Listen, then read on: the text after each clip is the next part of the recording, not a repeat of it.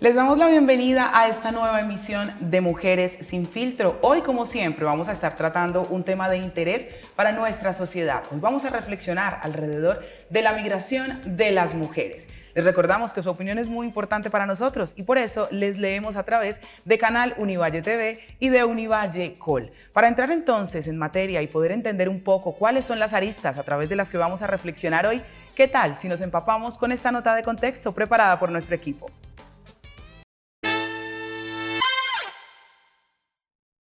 En la actualidad, la migración es uno de los aspectos centrales de la agenda global.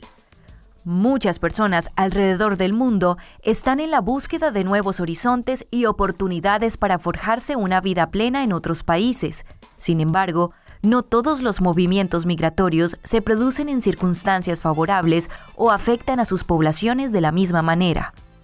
En el caso de las mujeres y las niñas, suelen enfrentarse durante todo el trayecto migratorio a una gran cantidad de dificultades, sin importar que el proceso se haya realizado por la vía legal o irregular. Aquí se evidencian los abusos y las desigualdades que limitan el pleno ejercicio de sus derechos y su protección.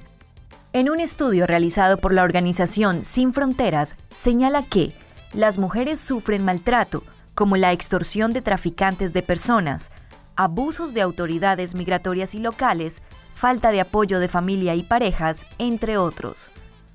Por lo anterior, es importante desarrollar un análisis sobre las desigualdades y las relaciones de género, puesto que esto ayuda a identificar cuáles son los problemas que viven las mujeres durante el proceso migratorio, así como las causas y los ámbitos donde se recrean, reflexionando a su vez las acciones de atención que puedan ser útiles para la población migrante. Hoy, en Mujeres sin Filtro, Mujeres Migrantes.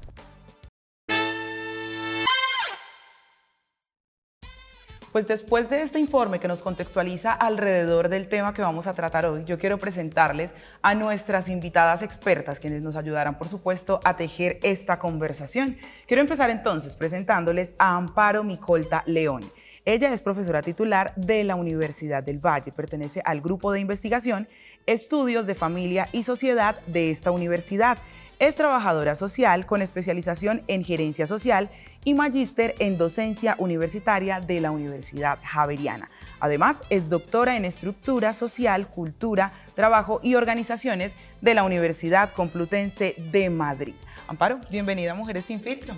Muchas gracias, Sara. Gracias por la invitación y por estar aquí compartiendo con las compañeras y contigo. Es un gusto para nosotras tenerte aquí. Les presento también a Mercedes Cano Jiménez. Ella es licenciada en literatura inglesa, graduada cum laude de la Universidad de Queens College. Además, es doctora en leyes de la City University of New York. Con fondos de un proyecto de la Universidad de Yale, ella fundó una organización sin ánimo de lucro para educar e informar a la comunidad migrante sobre sus derechos. Y en este momento, más bien, a raíz de eso, fundó una clínica legal donde logró representar a más de 1.700 familias. Un año antes del ataque a las Torres Gemelas, ella logró dictar 365 talleres de manera gratuita para ayudar a la comunidad migrante en los Estados Unidos. Es además escritora del libro El Sueño Americano, guía para migrantes en los Estados Unidos. Mercedes, bienvenida a Mujeres sin Filtro. Gracias, muy amables. Es una alegría para mí muy grande poder estar aquí en Colombia y con ustedes. Y completamos nuestro panel de expertas con la presencia hoy desde las plataformas virtuales de Susan Weilers. Ella es doctora en Sociología de la Universidad Nacional Autónoma de México, experta en estudios sobre migración y género. Actualmente es investigadora postdoctoral en el Instituto de Estudios Latinoamericanos de la Universidad Libre de Berlín, en el proyecto Quedar, Permanecer o Seguir en el Camino, estrategias de vida de migrantes forzados, que busca analizar la situación de la migración en 4 países: México, Colombia, Turquía y Jordania. Susan, bienvenida a Mujeres sin Filtro. Muchas gracias. También es un placer para mí estar con ustedes hoy y con las compañeras. Es un placer. Gracias.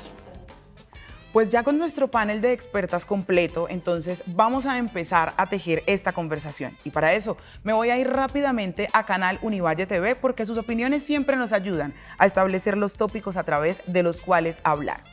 Selva nos dice: Quienes migran no lo hacen por gusto, sino por necesidad. La violencia y la pobreza de sus países los ha expulsado. Migrar o morir. No son delincuentes, son familias, mujeres, hombres y niños, gente como nosotros, que busca el futuro de un presente arrebatado. Y yo quiero entonces que, por supuesto, empecemos a reflexionar alrededor de las cifras. Según Migración Colombia, para febrero de este año 2023, se registraron 2.445.065 migrantes, tipificados en nuestro país principalmente en población venezolana, de los cuales 1.270.713, o sea, el 52%, eran mujeres. ¿Cómo podemos entender por qué migran las mujeres, Amparo? Pues mira, cuando uno se acerca a las mujeres que migran, encuentra una gama de razones para salir de sus países de origen. Efectivamente, habrá razones de tipo económico que las impulsa a salir de su lugar de origen, pero también hay otras situaciones que tienen que ver con lo relacional, con lo emocional, es decir, con su vida personal afectiva y algunas otras cuestiones que tengan que ver con los papeles que están desempeñando en el momento. De tal manera pues que ahí uno va a encontrar que las razones pueden ser variadas y que en esa variedad de razones que uno escucha en las mujeres con las que hemos podido trabajar, pues se identifican tanto lo uno como lo otro y que en unos casos preponderan una situación mientras que en otros casos preponderan otras. Pero de todas maneras lo que quiero resaltar es que hay una ligazón de razones. Mercedes, en el contexto estadounidense, ¿qué se ha logrado identificar? ¿Por qué migran las mujeres y las niñas? Es interesante ver que dependiendo del país, es el género de las personas que migran. Estaba yo leyendo, preparándome para hoy, y decían, supongamos, de la República Dominicana, la mayoría de las personas que migran son mujeres. De Centroamérica son hombres, la mayoría. Pero yo creo que la mujer se queda con una obligación tan grande, emocional y financiera, y tiene como más responsabilidad muchas veces, no solamente con sus hijos, con sus nietos, con los papás, con los abuelos, y se ve forzada ella a irse y a dejar ese hogar en manos de la abuela o de alguien familiar. Entonces se ve la mujer que llega en estos momentos a Estados Unidos, sobre todo la mujer venezolana, la profesional, mucha profesional, llegan médicos, profesoras, gente con mucha capacidad que llegan allí buscando una forma de poder ayudar a las familias. Es muy complejo, la vida de la mujer no es tan simple. ¿Cómo yo crezco? Es todo un hogar el que se va con ella, el que depende de ella. Qué interesante. Y llevándolo entonces al otro panorama, Susan, desde tu perspectiva, tú que además tienes otra perspectiva de la migración ampliada, Turquía, Jordania, México, ¿por qué migran las mujeres en estos contextos? Sí, bueno, antes de responder, solo quiero aclarar que mi investigación sobre mujeres migrantes se enfocaba más en México a las mujeres que migran en tránsito. Entonces, yo conozco más la situación de mujeres centroamericanas de Honduras, El Salvador, Guatemala, y puedo hablar más sobre estos casos. Y en estos que he investigado, la migración es como un fenómeno multicausal. O sea, si bien siempre también son eventos en la vida personal, estos se dan en un contexto específico, más amplio, de violencia estructural, que hace que estas violencias no pueden ser sobrellevadas en el lugar donde ellas se encuentran.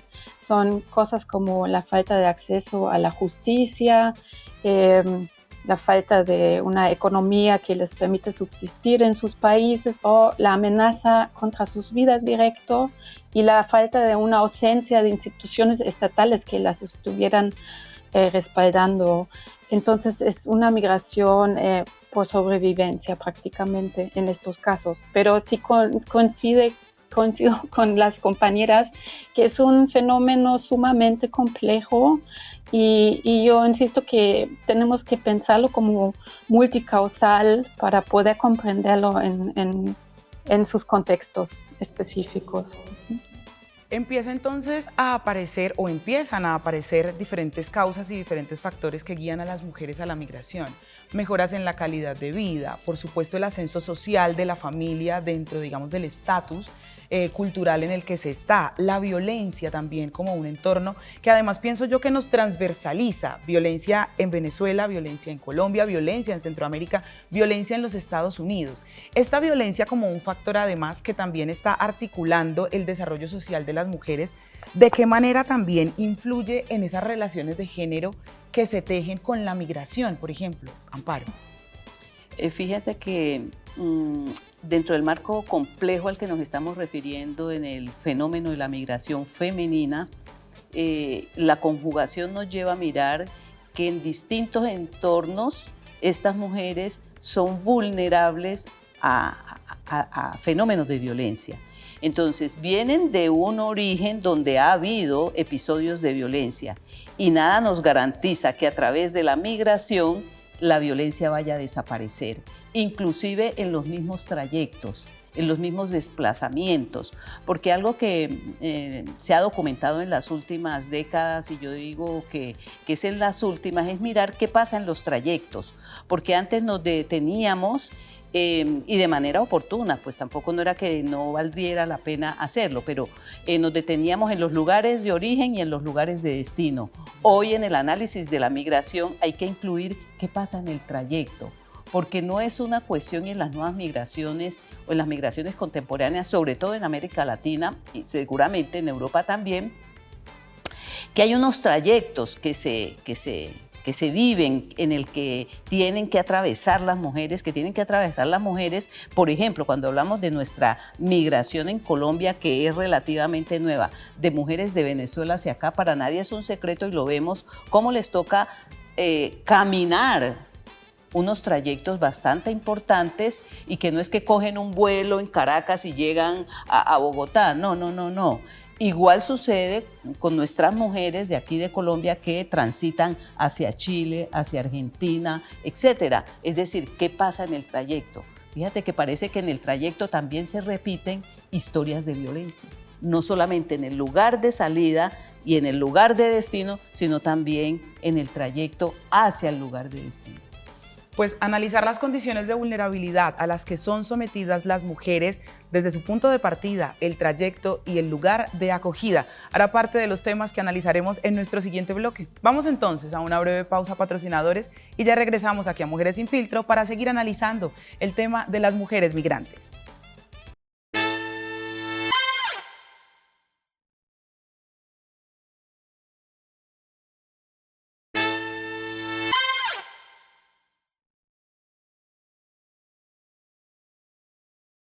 Continuamos aquí en Mujeres sin Filtro, hoy como siempre analizando un tema muy importante para nuestra agenda social, hoy reflexionando alrededor de la migración de las mujeres. Con nuestro panel de expertas hemos podido articular algunos conceptos que nos permiten entender cuál es el impacto de la migración de las mujeres en los diferentes contextos culturales en los que nos desarrollamos, pero además también entender cuáles son las vulnerabilidades a las que se enfrentan las mujeres, no solamente entre el punto de salida y el punto de llegada, sino en el trayecto.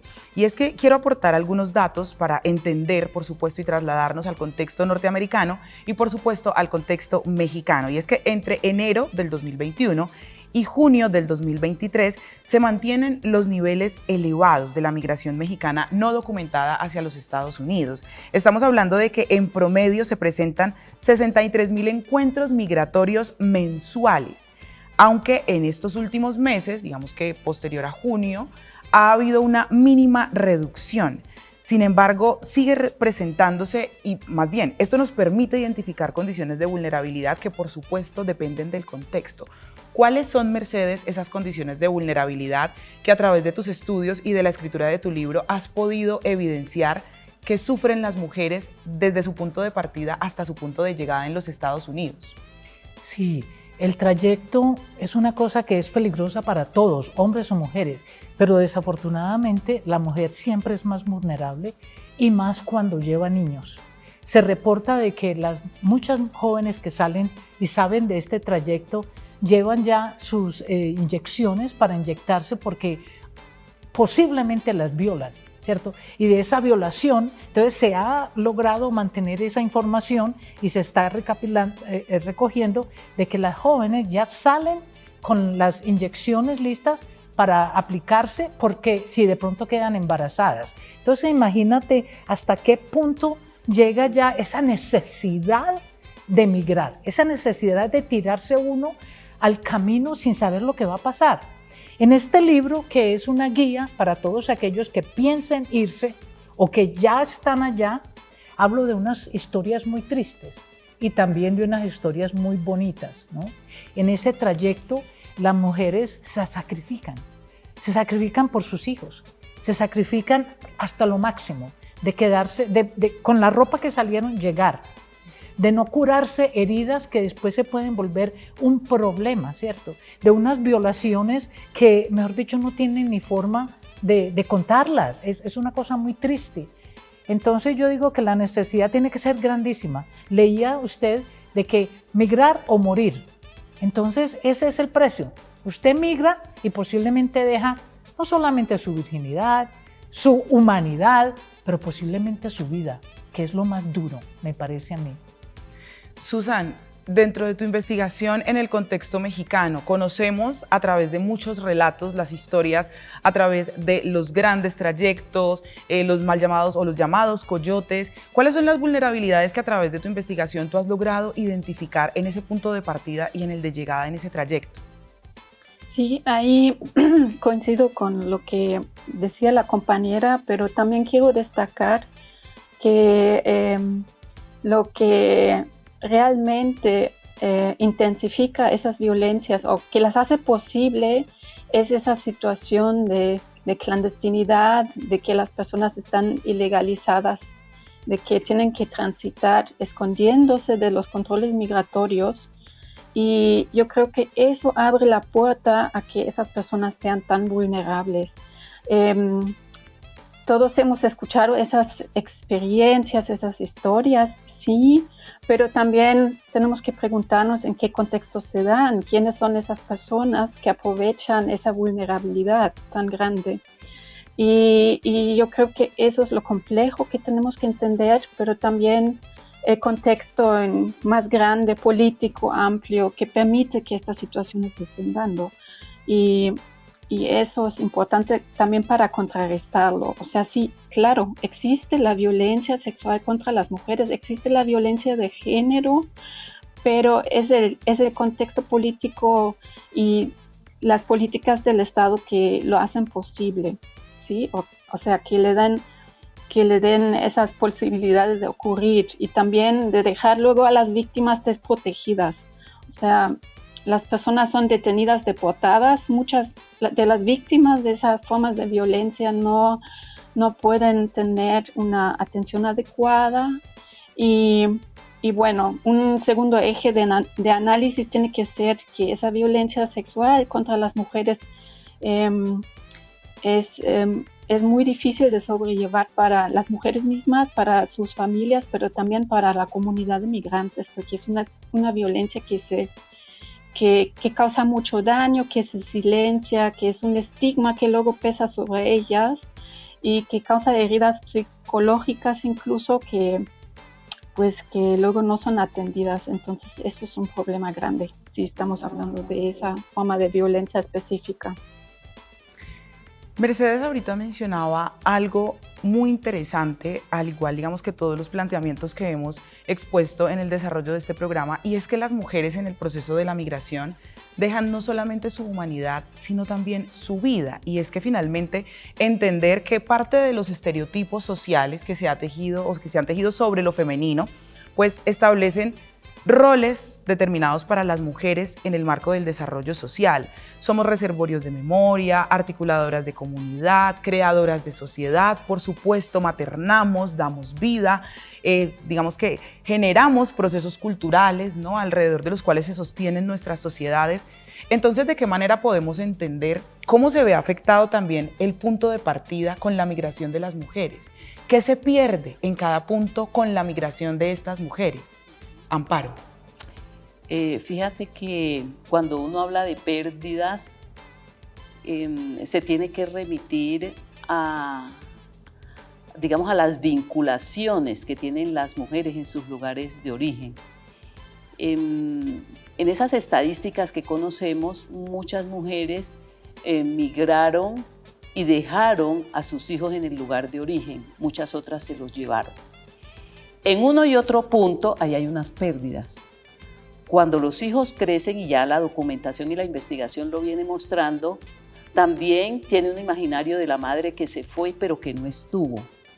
Entonces, hay un asunto que en una de las publicaciones que tenemos en el grupo de investigación, que una de esas pérdidas tiene que ver con la autoridad.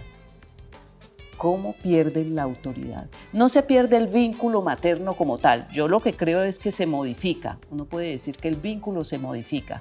Pero en aras de esa modificación, el estar lejos y no en el día a día, en la cotidianidad, hace que ese rol materno se vea impregnado por ciertas pérdidas, al menos de la autoridad con los hijos. Se pierden momentos importantes, lo que llama uno los hitos en la vida de los hijos, que el hijo llegó con el diploma, que terminó el año, que estuvo la primera comunión, que llegaron los cumpleaños de los 15 de las hijas, los 18 de los hombres. Es decir, hay una serie de eventos de la vida de los hijos que se pierden. Y eso es supremamente doloroso para las mujeres, llegando tanto a que, por ejemplo, en los lugares de destino, estas mujeres, sobre todo en los primeros meses y quizá años de vida, es una etapa muy depresiva. Es una etapa depresiva para las mujeres, inclusive que lo viven en silencio. Es una depresión en silencio. Por fortuna ya tenemos organizaciones como las que nos menciona la doctora Mercedes, pero muchas mujeres han tenido que vivir el dolor de dejar a sus hijos con esto que estamos mirando en silencio, no tienen con quién hablarlo. Y en silencio es que además esa depresión y ese dolor de haber dejado está acompañado de ese reclamo social de haberse ido y dejado. Tanto que incluso en Colombia llegamos a decir en algún momento que abandonábamos a los hijos, que las mujeres que migran abandonan a los hijos. Tesis que ya está documentada y demostrada que no abandonan, siguen cuidando de otra manera y desde lejos. Qué interesante, porque por supuesto es ir, digamos, en contravía de esos valores, de esos juicios morales que se tejen desde lo social. Pero también, por supuesto, los estereotipos, Mercedes, nos han llevado a pensar que con la migración de las mujeres, sociedades como la norteamericana ganan, ¿no? Hay diferentes cualidades o características que tienen las mujeres latinoamericanas que no, digamos, tienen o comparten las mujeres norteamericanas. Desde tu análisis, ¿se gana, se pierde? ¿Cómo hacer este análisis dentro de la sociedad norteamericana? Bueno, habiendo vivido 50 años en ese país y he conocido muchas mujeres que precisamente trabajan y uno les pregunta y viven en unas condiciones muy pobres. Yo como abogada les preguntaba, pero ¿cómo así? ¿Por qué no estás pagando un cuarto? No, es que tengo que mandar para el estudio, para la primera comunión, para mi mamá. Todo era mande todo el dinero para su país. La mujer es así, ¿cierto? Ella es a giver, ella da, amor, plata, comida, lo que sea. Entonces, cuando uno mira eso y uno las ve a ellas, cuando están jóvenes, pues el cuerpo aguanta más. Pero a medida que van envejeciendo, esa situación se vuelve más crónica y muchas regresan y se encuentran a unos hijos extraños que no entienden por qué la madre regresó ahora sin papeles, sin pensión, sin EPS y viene a ocupar un espacio más en la casa, pues, y ese hijo, como se partió ese vínculo estrecho de todos los días de la madre, muchas personas que yo me he encontrado en Colombia me preguntan, y yo no sé por qué mi mamá se regresó ahora, ¿cierto? Y yo digo, wow, se despegaron de ese amor maternal. Allá que se gana, la mujer es dedicada, la mayoría son honestas, grandes trabajadoras, lo hacen con un amor que cuando las familias norteamericanas las descubren, no las quieren dejar ir. Una gran cantidad de familias norteamericanas me pagaban una consulta. ¿Qué yo puedo hacer para que esta señora se quede en este país legal y pueda traer los hijos? ¿Cierto? Una pregunta del millón, porque no se puede. La persona entró sin papeles, la persona está indocumentada, ya violó toda clase de leyes de inmigración, entonces no podemos hacer nada por ella, a no ser, desafortunadamente, que ella haya sido víctima de un delito violento dentro de los Estados Unidos. Ahí sí hay una esperanza. ¿Puedes creer? Tiene que haber una violencia contra ella dentro del territorio norteamericano para poder que las autoridades le ayuden. Interesante panorama, por supuesto, el que estamos analizando en este momento. Vamos a ir a una breve pausa a patrocinadores, pero al regreso vamos a entender también de qué manera se está transformando la sociedad norteamericana con la presencia de las mujeres mexicanas, cómo la latinidad está tomando un nuevo rumbo y un nuevo sentido a través de su migración a los Estados Unidos. Quédense con nosotras, ya regresamos aquí a Mujeres Sin Filtro.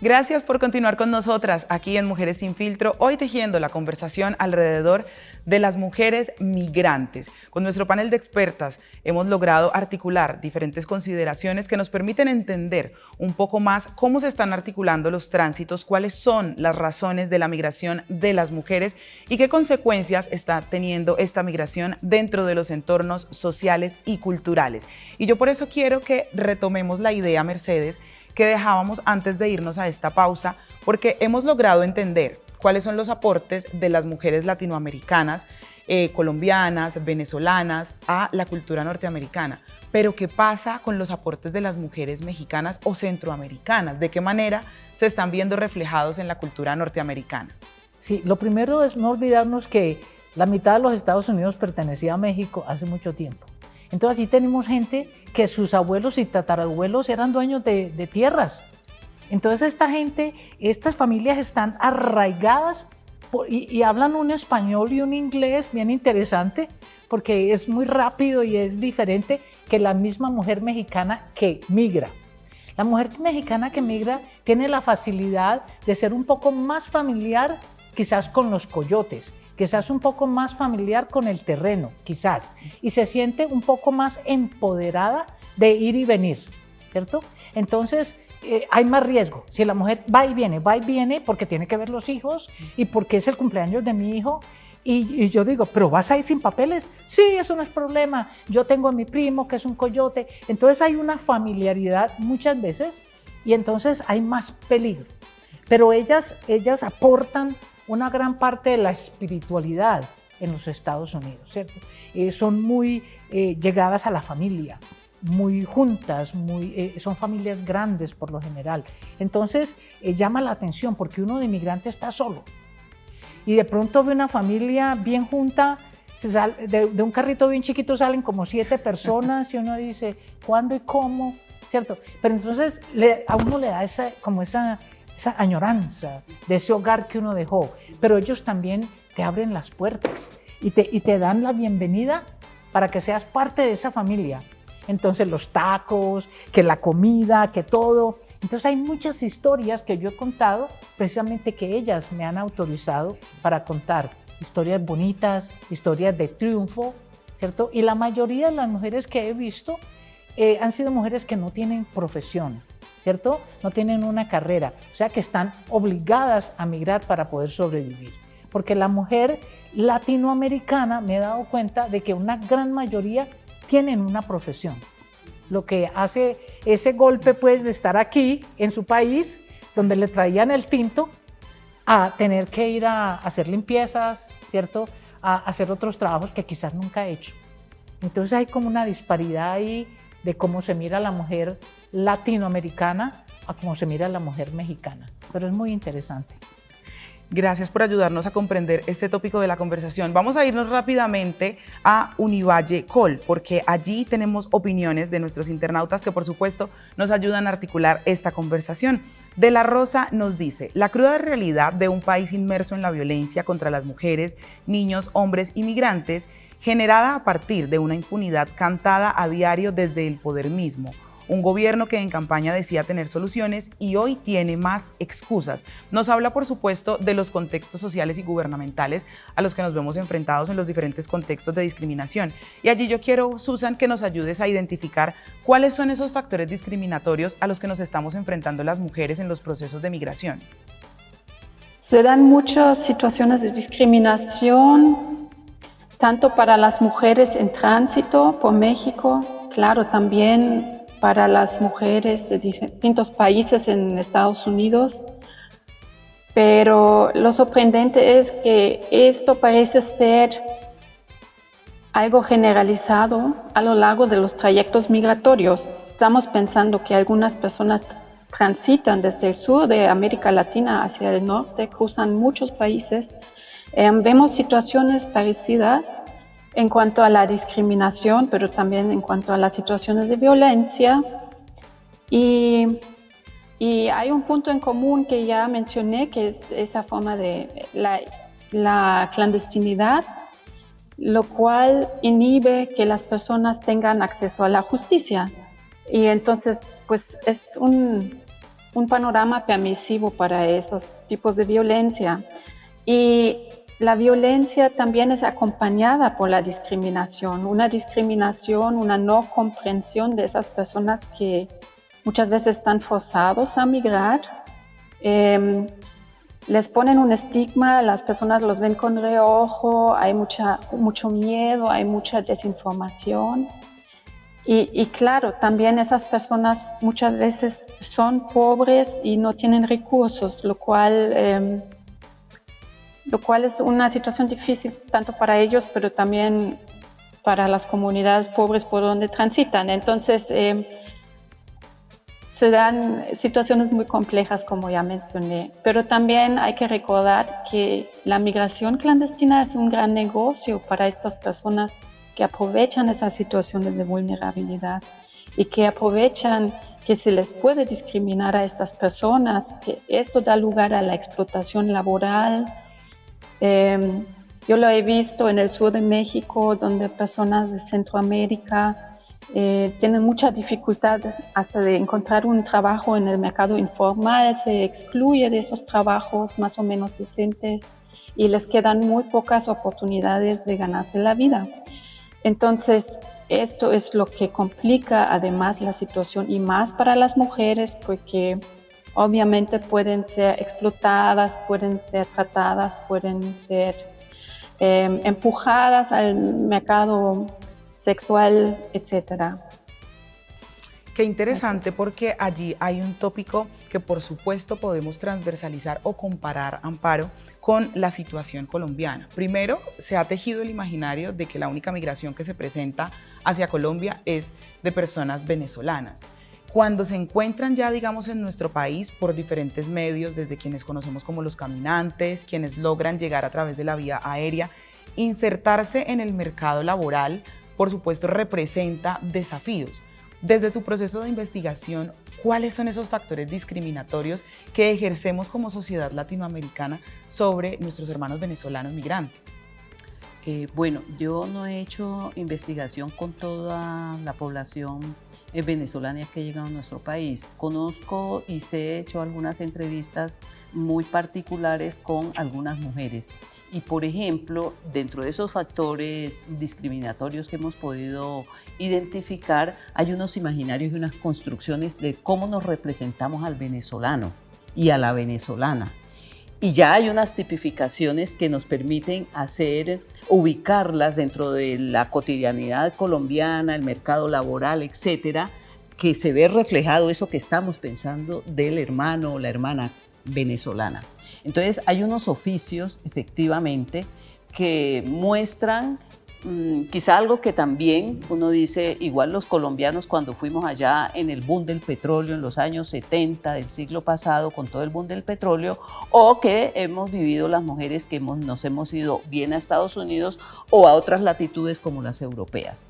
Entonces acá hay unos oficios que están digamos, destinados a que sea esa población. Ahí hay un factor discriminatorio en razón, digamos, de la formación que pueden traer las compañeras de Venezuela, pero el solo hecho de venir de Venezuela, porque ahí hay un asunto que uno lo debate mucho cuando está en la investigación. ¿A quién se le llama migrante y a quién se le llama extranjero? Si ambos son extranjeros. Pero la categoría de migrante ya es una categoría discriminatoria, porque a uno que venga de un país desarrollado no le vamos a decir migrante. Migrante es el que viene de un país y eso ya es un asunto que desde la nominación misma es discriminatorio. Entonces, esos son migrantes. ¿Y a qué vienen? A los sectores más bajos de la economía. Así sean capacitados o no, como nos sucede a las colombianas, a las latinoamericanas o incluso a mucha población africana cuando llega a Canadá, cuando llega a Europa.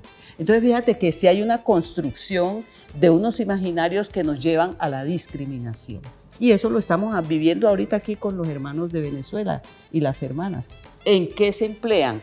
Ahora, también hay estudios que establecen perfiles migratorios. ¿Quién migra y para dónde? Para nadie es un secreto y la documentación también lo muestra, que nosotros inicialmente los colombianos, por ejemplo, tuvimos una gran trayectoria de migración hacia Estados Unidos, después en épocas digamos, de mitad del siglo pasado, del siglo XX, los mayores destinos de nosotros estaban concentrados hacia los Estados Unidos.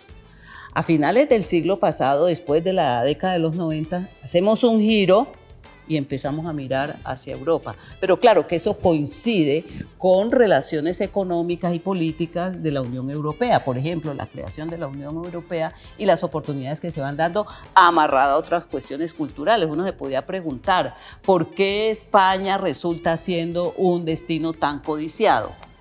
Bueno, pues que hay cuestiones económicas y hay cuestiones culturales, pero de todas maneras, cuando se llega, así como llegan nuestros compañeros de Venezuela acá, somos migrantes, no somos extranjeros. Pero en cambio por poner un nombre, a los alemanes, esos sí son extranjeros. ¿A quiénes les decimos extranjeros aquí?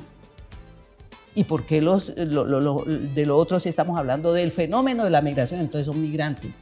Igual que allá, igual que en Estados Unidos. Entonces, la migración latinoamericana. Y ahí el asunto político es súper importante, porque entonces, ¿qué representa la población latinoamericana para Estados Unidos? ¿Qué representa la población latinoamericana para Europa? Pero no para toda Europa, para España, porque lo otro no somos excolonias. Y ahí viene el problema del lenguaje. Y desde el lenguaje también se construyen otras discriminaciones. Qué interesante, porque por supuesto son tópicos que nos llevan a pensar desde nuestra misma manera de expresarnos, cómo a través del lenguaje estamos categorizando y estamos discriminando la migración o el viaje por cultura a nuestro país. ¿De qué manera estamos tipificando quienes desde un destino u otro entonces consolidan procesos de discriminación y se ubican en los espacios más bajos de las economías de nuestra sociedad? Vamos a ir a una breve pausa, pero al regreso vamos a estar hablando un poco de las acciones de atención con enfoque de género y vamos a conocer mucho más del libro escrito por Mercedes, porque allí ella brinda pautas muy importantes para que las personas que viajan y que son consideradas desde el término de la migración con escalas o con procesos profesionales, cómo llegan y cómo logran adaptarse a los nuevos entornos de acogida.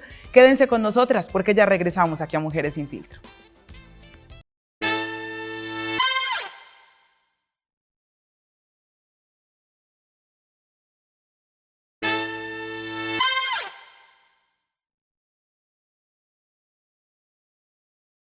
Gracias por continuar con nosotras aquí en Mujeres Sin Filtro y acompañarnos a tejer esta conversación alrededor de la migración de las mujeres. Hoy hemos contado con la compañía en estudio de Amparo Micolta León, quien es profesora titular de la Universidad del Valle y pertenece al grupo de investigación Estudios de Familia y Sociedad de esta misma universidad, al igual que la presencia de Mercedes Cano Jiménez, quien es licenciada en literatura inglesa, graduada cum laude de la Universidad de Queen's College y además es doctora en leyes de la Universidad de Nueva York. Contamos también con la presencia a través de la conexión virtual desde Alemania de Susan Weilers, quien es doctora en Sociología de la Pontificia Universidad Autónoma de México. A través de las experiencias e investigaciones de nuestras tres expertas hemos logrado establecer hoy un panorama que nos permite entender mejor cuáles son las vulnerabilidades a través de las cuales se enfrentan las mujeres que migran, las circunstancias sociales, políticas y culturales que las llevan a migrar, pero también entender de qué manera esta migración está afectando o beneficiando, porque no hay que desconocer también el otro tópico de la migración. Estamos llegando ya a nuestro último bloque, un bloque que nos permitirá, por supuesto, establecer conclusiones alrededor de esta conversación. Y yo quiero remitirme de nuevo a Canal Univalle TV, porque sus opiniones son muy importantes y nos han ayudado a tejer esta conversación. Dice Adilia de las Mercedes: el verano está siendo un goteo incesante de feminicidios, pero seguimos sin escuchar nada de quienes gobiernan ni de quienes quieren gobernar sobre la sobrerepresentación de las mujeres racializadas, migrantes, extranjeras y o refugiadas. El número de víctimas sigue siendo aún desconocido. Y entonces, en esa medida, empecemos a hablar sobre las acciones de atención con enfoque de género. ¿Cómo estamos en materia de estas acciones, por ejemplo, en los Estados Unidos, Mercedes? A ver, existen unas leyes que la pasada administración trató de quitar el presidente Trump, pero que ahora están como volviendo, y es cuando una mujer llega a los Estados Unidos y puede comprobar, que es lo difícil, de que fue golpeada, abusada y perseguida por un ser amado, su esposo o su compañero, y esta mujer reportó todas aquellas violaciones o aquellos golpes y llega a los Estados Unidos huyendo de esa persecución, ella puede asilarse. Y tiene que hacerlo al 1 año de haber entrado, no puede haber pasado. Entonces la anterior administración trató de borrar eso, porque eso es basado en género, muy exclusivo, ¿cierto? También el hombre puede pedir esa clase de ayuda, pero le es más difícil pues probar que no podía defenderse. Más sin embargo, esa es una de las formas de la atención que hay, muy especializada para mujeres. La otra es que hay unas visas especiales. Cuando la persona dentro de los Estados Unidos ha sido víctima de un delito violento, cualquier delito, después de que sea violento, y lo reporta a las autoridades, que ahí es donde fallamos la mayoría de las mujeres inmigrantes. Nos da miedo reportar. Creen que porque estamos indocumentadas nos van a arrestar. Entonces, si la mujer reporta del incidente violento y se acoge a un precinto de policía, la mujer puede pedir sus papeles legales y eventualmente traer sus hijos o su marido, que está casada, que están en su país. O sea que hay una reunificación familiar basado en ese delito violento. También están las visas T, que son cuando la mujer es víctima de trata de blanca, ¿cierto? Son las visas más peligrosas porque esa mujer, para poder salirse de ese ring, de ese grupo que la coacciona, es muy peligroso y su vida está muy peligrosa. De eso hablo mucho acá, en este libro, donde doy exactamente los QR para que la mujer pueda buscar cómo buscar ayuda, y en español, porque es que el segundo idioma en los Estados Unidos oficial es el español, siquiera. Es muy importante porque, por supuesto, este libro es una herramienta que permitirá para quienes están pensando en la migración, pero también para quienes están ya en el ejercicio de la migración y sienten que no tienen los elementos, pues poder articular allí una conversación y poder sobre todo entender cuáles son los mecanismos que les cobijan. Desde tu punto, Susan, las acciones de atención con enfoque de género en el tránsito migratorio, ¿has logrado identificar dentro de tu proceso investigativo? Pues ahí coincido con Mercedes, que creo que el problema más grande que enfrentan las mujeres migrantes también en tránsito es la dificultad de acceder a la justicia, de que los derechos se hagan válidos. O sea, por una serie de circunstancias que también conlleva ese tránsito clandestino, indocumentado. Obviamente las mujeres tienen miedo a consultar a las autoridades, pero también, como sabemos en México, hasta para las mismas mujeres mexicanas no existen estas atenciones. Mucha gente rehúsa hacer válido su derecho porque tienen que tratar con autoridades que muchas veces se sabe o son corruptos o son ellos mismos violentos. Entonces, ese es un gran problema. También mujeres en tránsito no tienen muchos recursos. Acceder a la justicia para las que han sido violentadas y que deciden denunciar estos hechos es un proceso muy difícil porque necesitan solventar su vida durante un periodo para poder llevar ese proceso. Además de que no cuentan con las redes de apoyo emocionales, familiares, que los podrían apoyar en este transcurso. Entonces, si bien existen intentos de hacer rutas de atención integrales, estas son muy, que digamos, muy insípidas, bueno, no tienen la posibilidad de mantener a las personas tanto tiempo, de darles el seguimiento necesario muchas veces. Entonces, yo he escuchado de casos que las mujeres han decidido retirar sus denuncias y avanzar en el camino, por ejemplo, y eso pues conlleva que no se haga justicia en ese sentido. Pero sí existen muchas iniciativas, eso lo tenemos que reconocer, de la sociedad civil sobre todo, donde hay abogadas, abogados, trabajadores sociales muy entregados que buscan cambiar esa situación. Pero aún así es muy difícil porque es una cuestión también económica y creo que eso se debería de cambiar para que sí pudiera haber un acceso a la justicia, porque vemos las legislaciones están muy bien hechas, diseñadas, los protocolos internacionales firmados, en el papel está todo, pero falta llevarlo a las personas y que sí se puede hacer valer estos derechos. Interesante ese tópico que nos dejas en la última parte, porque precisamente quería recaer sobre eso. En Colombia, por ejemplo, tenemos la Ley 1465 del 2011, a través de la cual se creó el Sistema Nacional de Migraciones y se expidieron las normas de aprobación. En el papel, como bien lo acaba de recalcar Susan, todo está muy bien. Pero ¿qué falta para que eso pueda realmente verterse a la realidad de la migración femenina, Amparo? Pues indiscutiblemente mayor divulgación, mayores programas de formación, diría yo, pero en el sentido de que las personas, las mujeres, se puedan apropiar. Y para que se apropien hay un asunto que efectivamente tanto en Susan como en Mercedes yo lo identifico, y es trabajar los miedos, trabajar los temores. Porque muchas veces se tiene la información, pero el miedo no deja que se utilice la información que se tiene. Y por una parte, yo digo que hay que atender ese frente y es la parte emocional de miedos, de temores que pueden suscitar, porque a veces los temores pueden ser infundados o a veces no.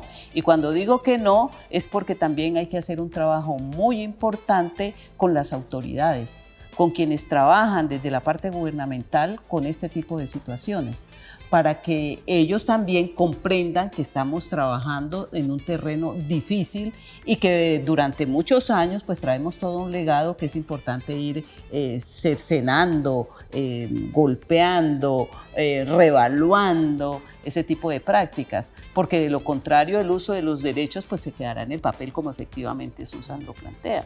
Entonces, incluso en los profesionales necesitamos cierto grado de sensibilidad cuando somos profesionales y trabajamos con ello. Es decir, hay una norma que efectivamente está, pero usted ¿cómo puede hacer para que esa norma el otro la interiorice y la use? Sepa cuándo le es útil, cuándo no. Porque si no la conoce, que ese es uno de los programas de capacitación en el ámbito de lo social, que son charlas y charlas y charlas. Claro, la charla usted desde el punto de vista informativo lo sabe.